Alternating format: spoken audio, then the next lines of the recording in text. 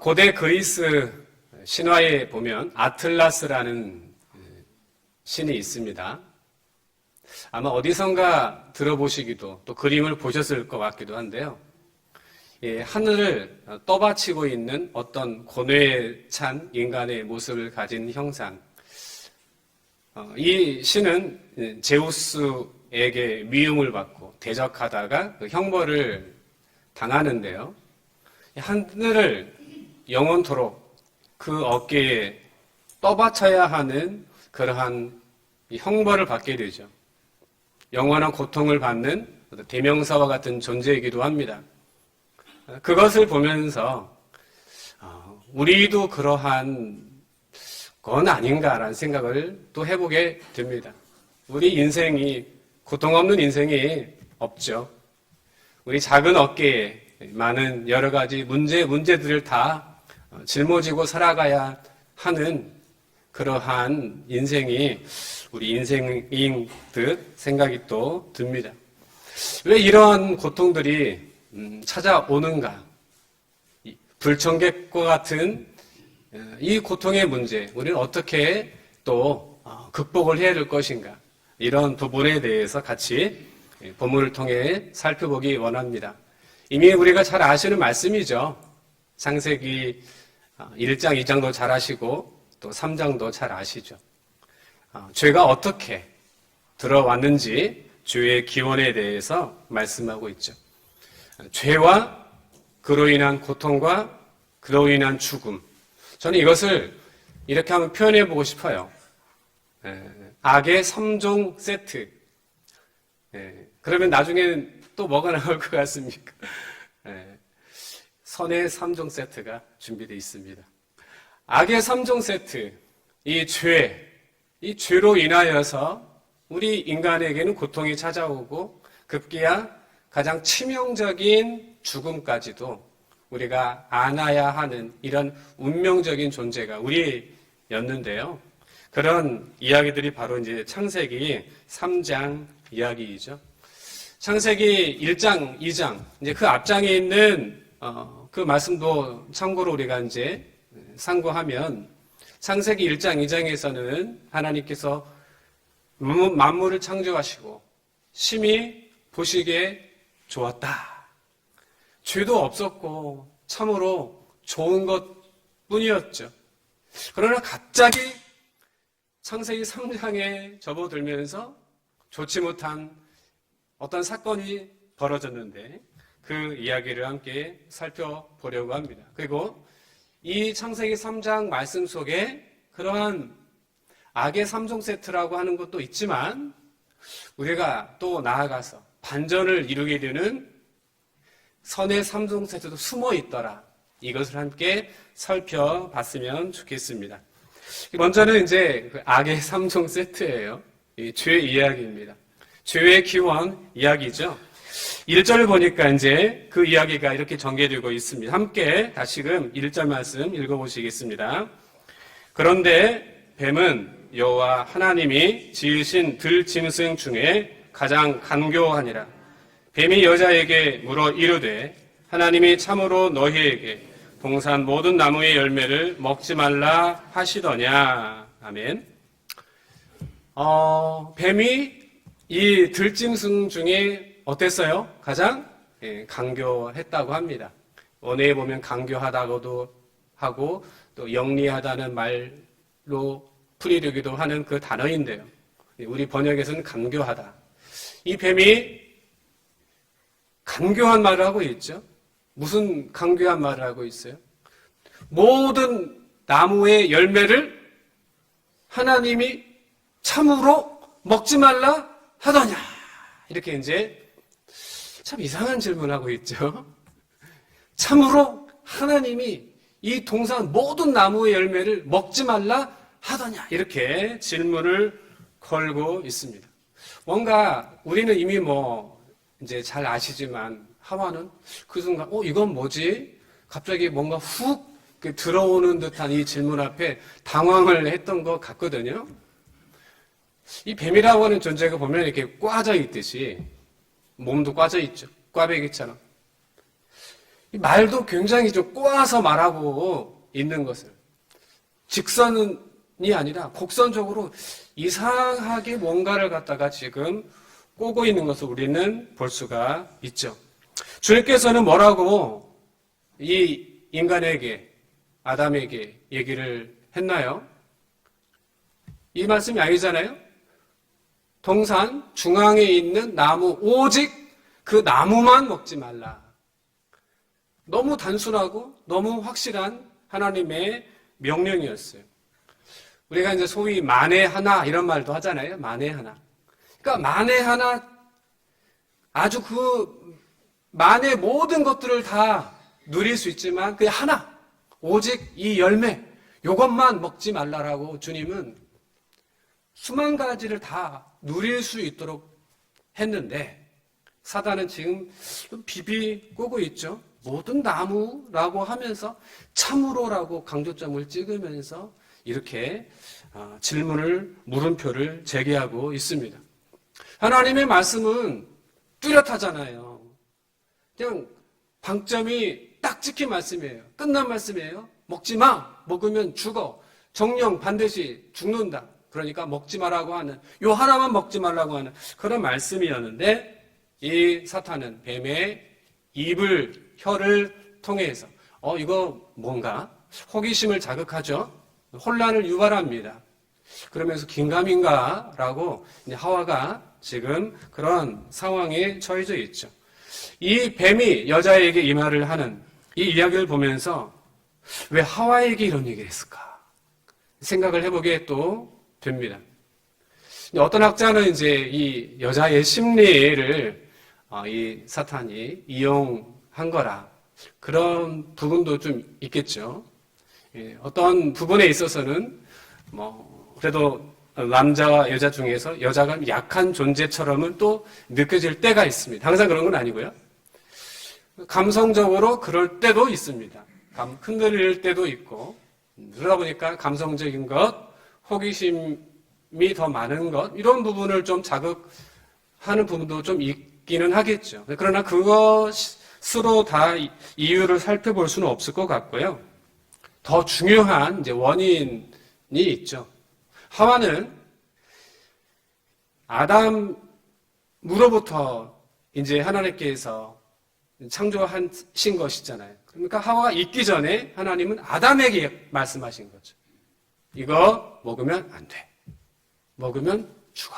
라고 하는 정확한 규율을 아담에게 주셨단 말이에요. 그럼 아담이 하와에게 이야기를 했겠죠. 그러니까 하와는 직접적으로 하나님께 이 말씀을 들은 것이 아니라 간접적으로 말씀을 들어서 그런 것인지 좀 각인을 하지 못한, 명확하게 그 말씀을 새기지 못한 그런 부분이 있지 않았겠는가 우리는 생각을 해볼 수가 있습니다. 우리가 참 이런 측면에서는 하나님의 말씀을 바르게 정확하게 우리가 우리 마음에 깊이 새겨야 될 줄을 믿습니다. 또 그러면서 우리 공동체 중에 혹여나 이렇게 사탄이 누군가를 통해서 어떤 존재를 통해서 미혹을 할 수도 있구나 라고 하는 것도 생각해 볼 수가 있을 것 같아요. 그럴 때 우리 지체 중에서 어떤 지체가 약한 지체인가, 내 자녀인가, 내 배우자인가, 꼭 여자는 아니죠. 어떤 측면에 여자분이 더 강한 믿음을 가진 부분도 있기 때문에 그 어떤 공동체마다 약한 고리가 있을 텐데 그 부분을 타고 사탄이 시험에 들어올 수도 있다고 하는 것들 우리가 생각해 볼 수가 있을 것 같습니다. 그런 약한 지체가 있는지를 우리가 한번 또 돌아도 보고 잘 돌봐야 할 책임도 우리 안에 있을 것 같습니다. 아담이 잘 돌보지 못했거든요. 그런 다음에 2절, 3절을 제가 읽어보면 이렇죠. 이제 여자가 말을 해요. 여자가 뱀에게 말하되 동산 나무의 열매를 우리가 먹을 수 있으나 동산 중앙에 있는 나무의 열매는 하나님의 말씀에 너희는 먹지도 말고 만지지도 말라. 너희가 죽을까 하노라 하셨느니라. 우리가 이제 이 말씀 속에서 좀 살펴봐야 할 말씀, 마지막 이 말이죠. 죽을까 하노라. 죽을까 하노라. 이게 도대체 무슨 말인가요? 이해할 수 없는 말이죠. 죽을까 하노라. 굉장히 물음표가 찍힌 이러한 애매모호한 답변을 하고 있습니다. 아까도 말씀드렸듯이 하나님은 분명하게 말씀하셨잖아요. 반드시, 옛날 번역은 정령인가요? 죽는다라고 명확한 선을 제시를 하셨는데, 이 하와는 지금 그 부분에 대해서 100% 인식이 안 되고 있어요. 죽을까 하노라라는 말도 하기도 하고, 또 한편으로는 먹지도 말고 만지지도 말라 이런 말도 하기도 해요. 하나님은 먹지도 말라라는 말씀을 하셨는데 만지지도 말라라는 말은 또 안 하셨어요. 그러니까 뭡니까 이게? 하나님의 말씀을 우리는 첨가하지도 않아야 되고 빼지도 않아야 되고라고 하는 이러한 정확한 하나님의 그 말씀 그대로 있는 그대로의 말씀을 우리가 받아야 될 줄을 믿습니다.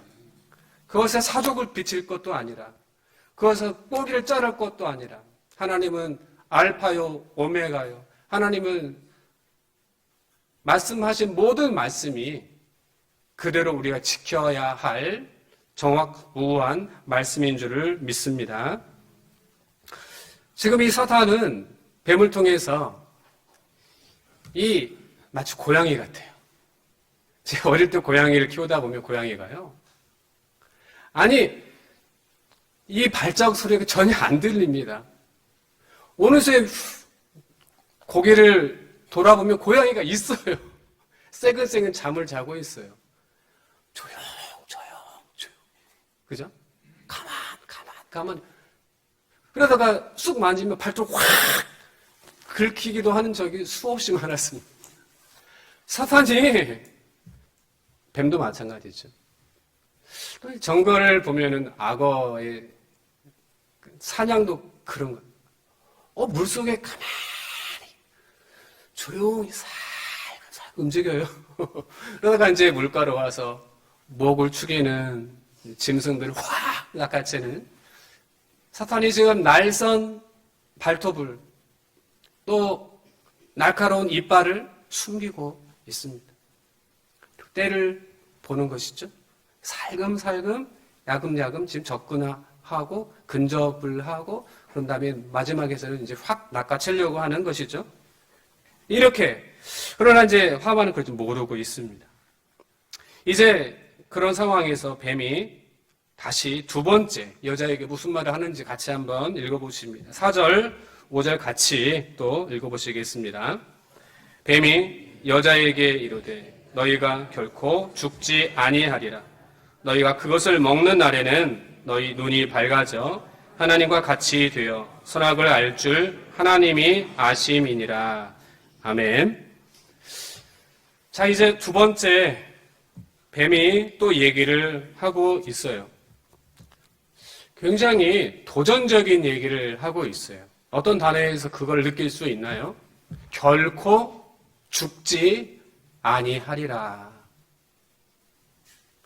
처음부터 그 얘기한 건 아니겠죠? 이 하와가 이렇게 넘어오거든요. 그것을 이용해 먹는 것이죠.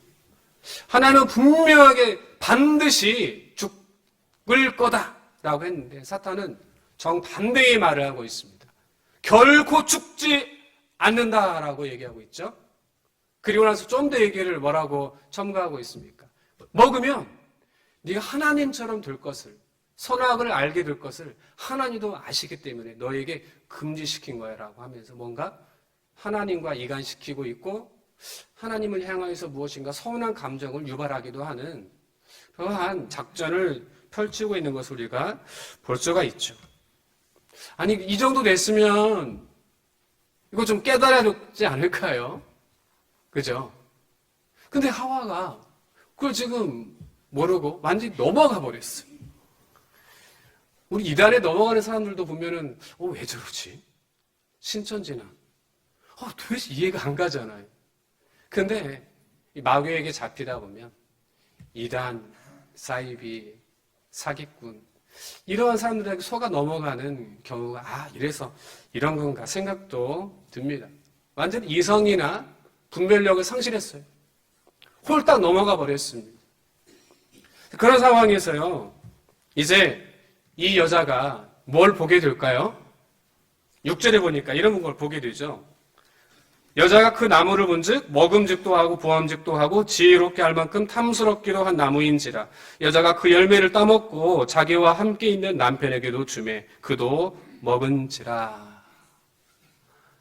읽으면서 참 섬뜩한, 참 슬프기도 한 이런 본문이기도 합니다. 이 달콤한 사탕 발림에 우리 어린 아이들한테 이 사탕 주면 막 벌떼처럼 몰려들잖아요. 이제 사탕 발림에 그대로 넘어가는 순수한, 순진한 하와를 볼 수가 있습니다. 그러면서 탐욕이 막 불처럼 확 이제 올라오는 거죠. 탐욕이 올라오는 상황 속에서 이제 딱 바라보니까 그 동산 중앙에 있는 하나님이 왜 먹지 말라고 한 거야. 그런 의구심을 가지고, 왠지 서운함을 가지고, 그 열매를 딱 보는 순간 탐욕의 주체를 하지 못하고, 보니까 마음속에, 먹음직도 하고, 보암직도 하고, 지혜롭게 할 만큼 탐스럽기도 하고, 막 탐심이 완전히 풀로 충만하게 되었습니다. 이렇게 안타깝게 인류 비극의 서막이 시작이 된 것이죠. 하나님께만 순종해야 할 이 가장 고등 피조물 아담과 하와가 사탄에게 순종하고 마는, 하나님께는 거역하고 마는 원죄를 범한 순간입니다. 이게 바로 이제 우리가 잘 아시는 죄의 기원이죠. 그런 다음에 죄의 결과는 어떤 현상이 이제 벌어지는지 그 다음 본문이 말해주죠. 그 다음 이제 7절 말씀이죠. 7절 말씀에서는 어떻게 죄의 결과가 벌어지고 있을까요? 이에 그들의 눈이 밝아져 자기들이 벗은 줄을 알고 무화과 나무 잎을 엮어 치마로 삼았더라. 이 본문에서 단어는 안 나타나 있지만 지금 어떤 감정일 것 같습니까? 죄의 결과로 첫 번째 느끼는 감정. 네. 수치심이죠. 수치심. 눈이 막 밝아졌어요. 그런 다음에 그전에는 벗었으나 전혀 어린아이는 그렇잖아요. 그런 것에 대해서 뭐 별 생각이 없잖아요. 성인이 되면은 이제 눈이 밝아지면서 알게 되는 것이죠. 눈이 밝아졌어요.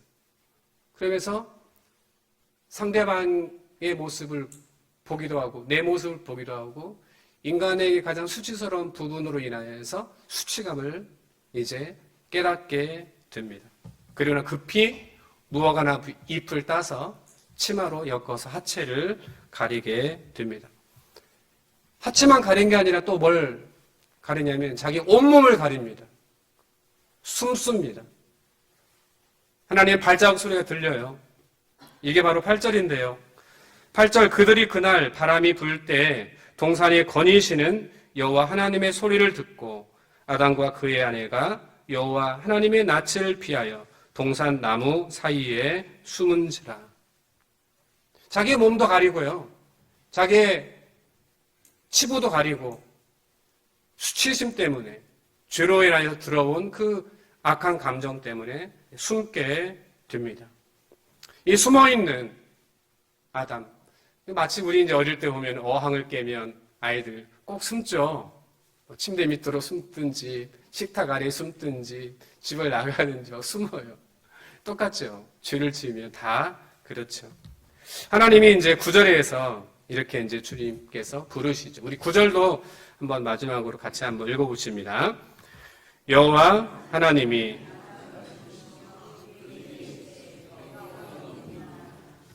아멘. 내가 어디 있느냐. 굉장히 성경에서는 표면적으로만 말씀하고 있어. 그럼 우리가 이 말씀을 어떻게 바라봐야 할까? 저는 좀 더 그 부분을 좀 묵상을 함께 해봤으면 좋겠습니다. 마지막 9절에서의 마지막 문장, 아담아 내가 어디 있느냐. 주님이 지금 부르시고 계시죠. 아담아, 내가 어디 있냐. 이게 도대체 어떠한 뉘앙스에서 주님은 말씀하실까? 그러면서 한 가지 어릴 적 생각이 났습니다. 한 동네에 제가 살던 동네에 어떤 형이 있었습니다. 그 형은 그 동네에서 조금 좀 모자란 실수도 많이 하고 또 말썽도 많이 피웠던 형이었습니다. 그러다 보니까 가끔 동네에서 가끔 어떤 소리가 들립니다. 가까이 이제 살다 보니까 뭐냐면 이 형의 이름을 방송 나갈 수 있으니까 이제 길동이라고 해보면 길동의 이놈 어딨어? 라고 하면서 이제 죄송합니다. 이렇게 치면 길동이 이놈 어딨어? 라고 흉내를 못 내겠네요. 뭐 이렇게 부르지는 않아요. 시옷 같은 거에다가 뭐 영어 X 같은 거에다가 별의별 소리 같은 거 그 속에 다 이제 포함되어 있어요. 이놈의 하면서 잡히마라 표현을 제가 못하겠습니다. 아무튼 그잖아요. 어릴 때 그런 경험 있으시죠? 동네에 사시다 보면 옆집, 뒷집, 앞집 꼭 그러한 일들이 생기기도 하는데요. 그 형이 그러면 그 소리와 함께 또 어떤 소리가 함께 또 들리는지 알아요? 그 형이 도망가는 소리가 또 들려요. 다다다다다다 발자국 소리도 들리고 막 사색이 질려갖고요. 어떤 경우에 팬티만 입기도 하고 후다닥 막 어디론가 쏜살같이 이 소리도 들립니다. 잡히면 죽는다는 것이죠. 나는 이제 죽었구나. 막 그런 표정을 안고서요. 숨는 거죠. 이 집에도 가기도 하고 어떤 저 집에 가기도 하고 뭐 이런 식이에요. 와, 그걸 보면서요. 결국에는 이 형 소식을 제가 한번 궁금해서 물어봐서 동네 누군가에 알아보니까 행방불명. 좀 나이가 좀 들어서요. 행방불명. 아버지가 무서워서 같이 살 수가 없는 거예요. 어디론가 도망쳐고 가족 모르게 도망쳐갔고요. 어디선가 혼자 아마 산골짜기 어디선가에 숨어서 보내는 듯 합니다. 오늘 이제 말씀, 마지막, 주님께서 부르시는 이 말씀. 아담아, 내가 어디 있느냐. 이 어디 있느냐가 과연 이러한 상황과 맞는 그러한 부르심이었을까요? 한번 그런 생각을 해보게 됩니다. 물론 그런 부분이 조금은 있을 수도 있죠. 왜냐하면 지금 매를 맞을 짓을 아담과 하와가 하긴 했잖아요. 그러면 하나님 공의의 하나님이시니까 공의의 하나님, 사랑의 하나님. 이 공의의 하나님이시고 분명히 그 말씀을 하셨단 말이에요. 온 우주를 공의로 판단하시고 다스리신 하나님이시기 때문에 이것에 대해서 그냥 유야무야 넘어갈 수는 없잖아요.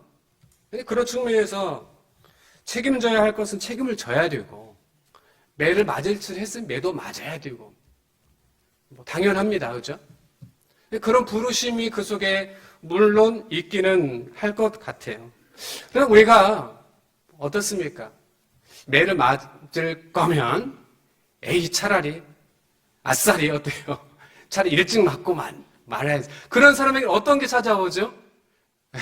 매 한 대 맞고 나면 편히 다리 뻗고 잠이 오잖아요. 아무리 맡아도 다리 퉁퉁 부러져도 그날은 잠이 잘 와요. 그러나 숨어있다고 하면 계속 영원히 자수하지 않고 빙빙 돌고 이런 사람이라고 하면 이게 잠이 옵니까? 언제 뭐 경찰이 올지 언제 무슨 발자국 소리만 들어도 막 식은땀 나거나 심장이 벌렁벌렁하고 그러지 않습니까? 하나님 이거 아시지 않겠습니까? 야, 너 심장 벌렁벌렁 하지 말고 너 죄책감 가지지 말고 야, 당장 나와! 뭐 이렇게 약간 그런 투도 있었을 것 같아요. 그러나 자, 그 부르심은 어떤 부르심이었을까요? 저는 이렇게 한번 묵상이 됩니다. 아담을 부를 때 얼마나 치근할 하셨을까요? 어항을 깬 애가 눈에 뻔히 보이는데 저 식탁 아래 있어요. 예. 이쪽 안 보고 어디 있니? 이쪽 안 보고 딴 데 보면서 어디 있니? 기회를 주는 거잖아요. 자수할 수 있는 기회를. 몽둥이 때를 잡으려고 하는 그런 부르심이 아니고요. 괜찮아. 이제 나와. 다 용서할 거야. 네가 나에게 용서만 구하면 나는 다 잊어버리고 용서한단다. 이러한 부르심이지 않았을까요? 우리가 믿는 하나님은 그런 하나님이신 줄을 믿습니다. 그럼 매라고 하는 것 속에는 사랑과 공의는 같이 가는 거 아닌가요? 매라고 하는 것은 물론 형벌의 의미도 있지만 사랑의 매, 저희들이 한두 번 이상 들으셨죠? 사랑이 매잖아요. 더 이상 죄책감 가지고 살지 않도록 아싸리 한 대 맞고 그냥 씻은 듯이 그냥 다 잊어버리고 하는 그런 것이죠. 이런 부분들을 다는 읽지 않았지만 저는 어디에서 발견할 수 있을까? 묵상을 하고 더 말씀을 읽어 내려가는 가운데 이 창세기 3장 속에서 발견하게 되었습니다. 그러니까 우리가 창세기 3장을 보면 그 속에 함께 혼합되어 있습니다. 뭐가 있습니까? 악의 3종 세트. 죄가 있고 고통이 있고 죽음이 있어요. 그런데 점점점 다시금 3장 속에서 숨어져 있는 것이 있어요. 선의 3종 세트가 있다라고 하는 것이죠. 그것을 한번 살펴보기를 원하는데요. 그 단서가 되는 단어가 있습니다. 이게 어디냐면 이제 읽지 않으셨지만 21절입니다. 우리 한번 찾아보시고 아래쪽으로 쭉 내려가 보시고 우리 21절 같이 한번 읽어 보시도록 하겠습니다. 여호와 하나님이